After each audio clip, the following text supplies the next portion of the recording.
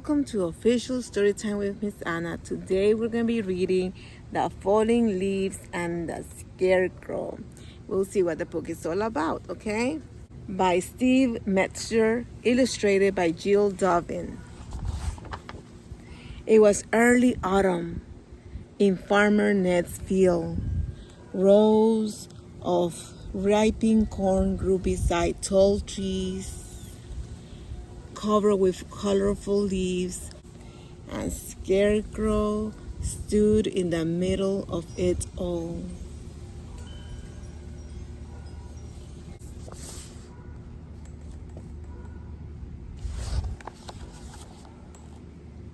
Scarecrow and the leaves were the best of friends. In the morning, Scarecrow did silly dances for the leaves.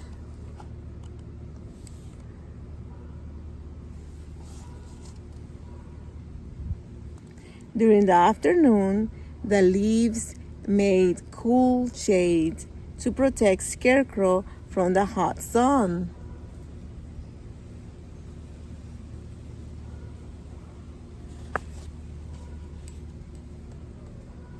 And at night, Scarecrow sang sweet lullabies to help the leaves fall asleep.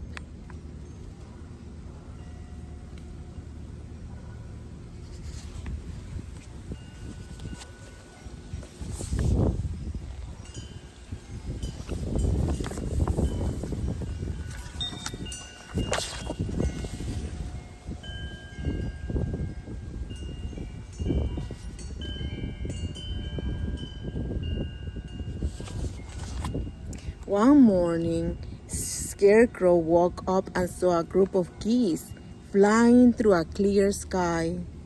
"What a day," Scarecrow said.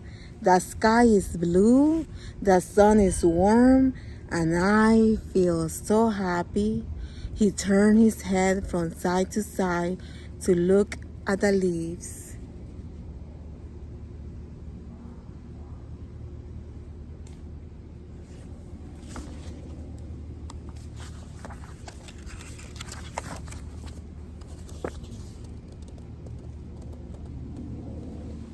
That's a beautiful farm. Look at those homes.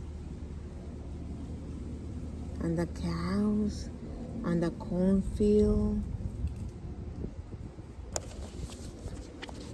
"Wake up, everybody," Scarecrow said to his friends. "It's a beautiful day." "That's what you always say," Orange Maple said, with a smile. "Well, it's true," Scarecrow said. Turning to Purple Beach, he continued, "Time to greet the day." Okay, Purple Beach said in a tired voice. "I'm awake."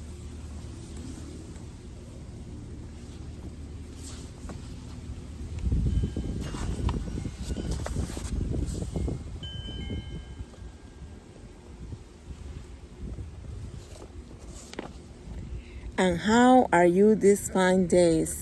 asked Scarecrow. "We're fine," Orange Maple and Yellow Hickory answered. "And what about you, Scarecrow?" "Great," Scarecrow replied with a big smile. Just then, some noisy crows arrived. It was the same group every day. Yellow Hickory said. "Here we go again."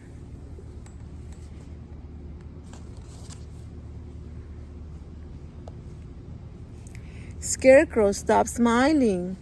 He waved his arms and legs and shouted, "Go away, pesky crows!" But the crows just laughed.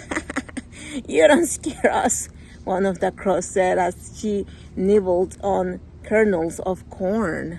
"Uh-oh. You're too silly to be scary," another crow added. "Oh, I'm not silly," Scarecrow said. He tried to make an angry growl, but all that came out was a squeak. Squeak, squeak. Uh-oh, they're eating the corn. Red Oak watched from above. "I wish we could help," she whispered. "Me too," Orange Maple said with a sigh.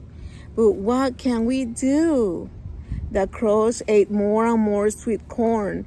Meanwhile, Farmer Ned ran over to the field, waving his pitchfork. As he got closer, the crows quickly flapped their wings and flew away.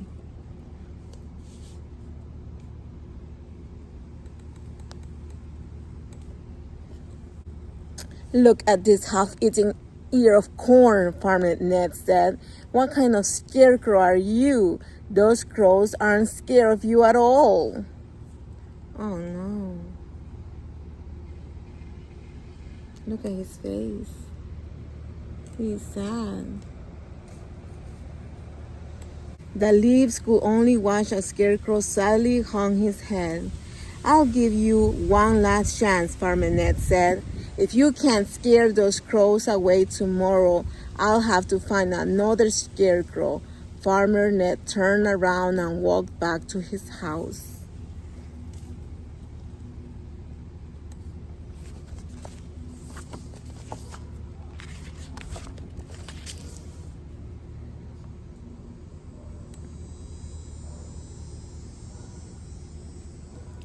What am I going to do now? Scarecrow said.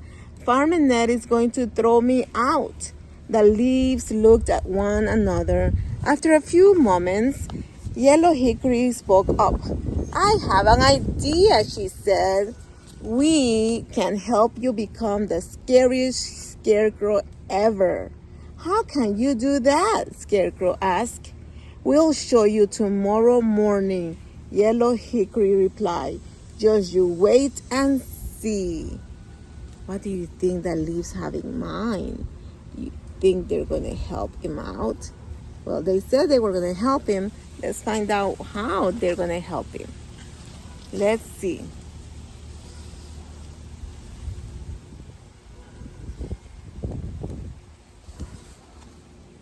That night, Yellow Hickory explained her plan to the other leaves. Scarecrow was so excited he could hardly sleep. At the crack of dawn, Orange Maple was the first to wake up. Time to rise and shine, she shouted. Let's get ready.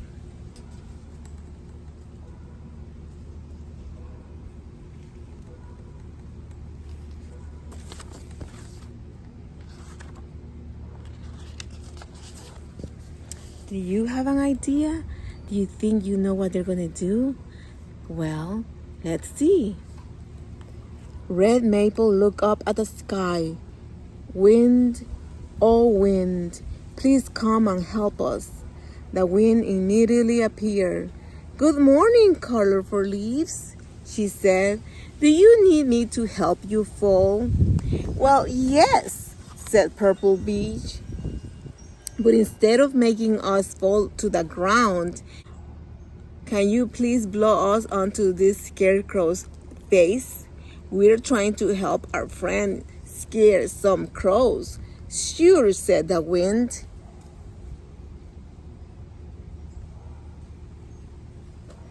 And she started to blow.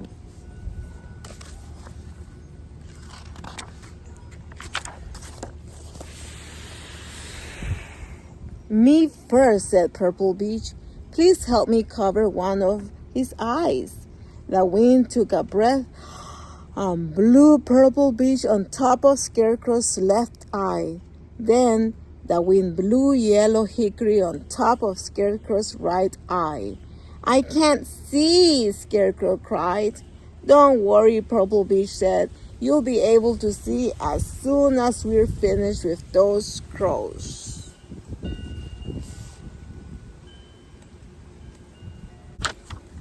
Now it was Red Hawk's turn. Please place me on Scarecrow's nose, he said.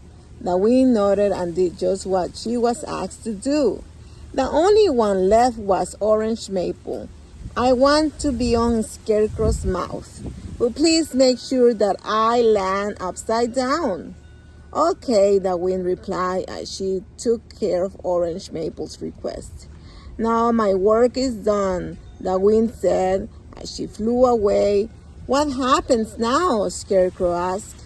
Just wait, Purple Beach said. The crows will be here very soon. The sound of cawing crows filled the air. They were back. Time to eat some corn, one of them said in a loud voice. First, let's see if our friend is awake, said another. He jumped on one of the Scarecrow's shoulders, looked up at his face, and screamed, "Ah, it's a monster!" The crows could not believe their eyes. "It really is a monster," one crow called out. "Let's get out of here and never come back."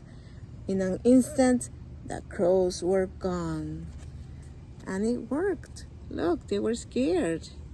It was a scary scarecrow. Ooh.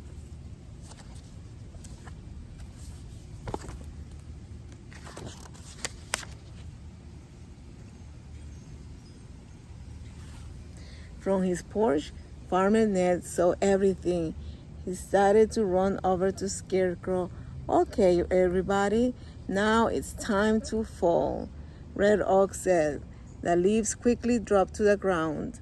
Huffing and puffing, Farmer Ned said, "Well, Scarecrow, you did a great job scaring away those crows. I want you to always be my Scarecrow." He patted Scarecrow on the back.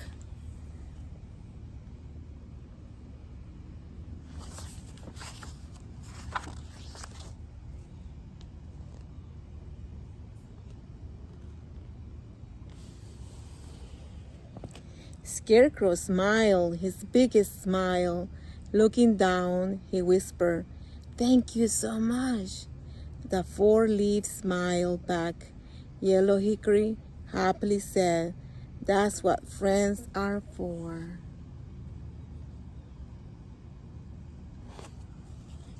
And look at the wind smiling back. And that, my friends, was the end of the falling leaves and the Scarecrow. And that was a beautiful ending. I'll see you next time. Bye. Take care.